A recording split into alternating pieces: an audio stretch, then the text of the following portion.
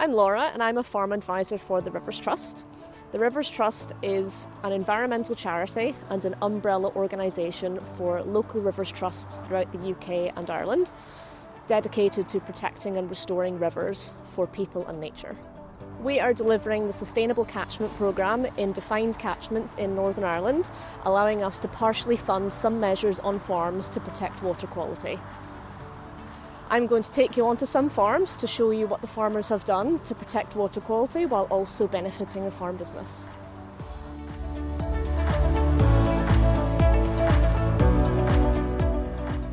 The silage clamp here was previously unroofed and rainwater was falling onto the silage, creating runoff. This then meant that had to be stored and the slurry tanks were getting filled up with lots of excess water.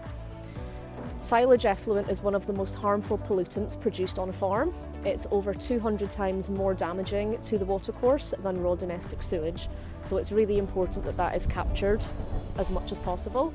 With excess rainfall and flooding events, excess runoff is being stored in slurry tanks, reducing capacity. There was also an area of cracked concrete in front of the silo, allowing nutrients and sediment to get into the groundwater supply through those cracks.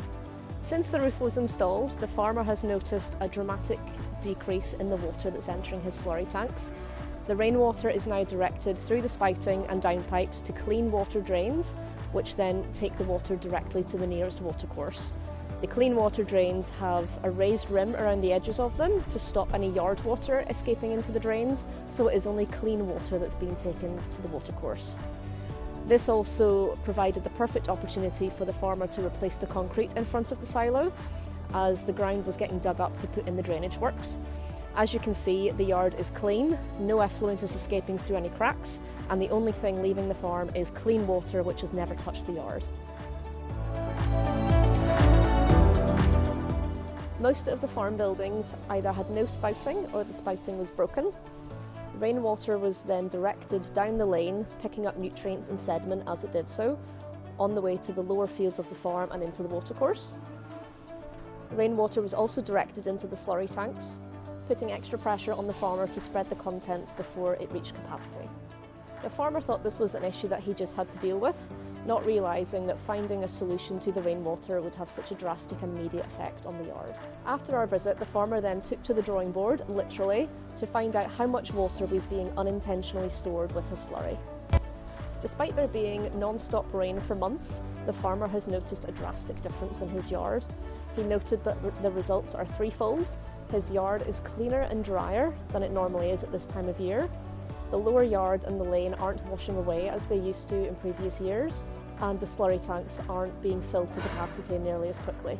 All the water that falls onto the yard is now being sent off clean to the watercourse via clean water drains. The drains installed under the downpipes all have a raised rim around them to ensure only clean water can enter. Yard water which may contain nutrients and pollutants is all directed to the slurry tanks. With a reduced volume of slurry to spread, there is less stress at the end of January when the closed period is in its final weeks, and what is in the tanks can be spread in better weather conditions, reducing the risk of runoff to the river and the wasting of valuable nutrients.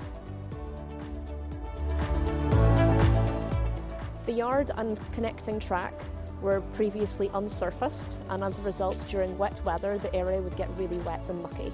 Runoff from yards can transport significant deposits of animal manure and machinery contamination and discharge them to the nearest watercourse.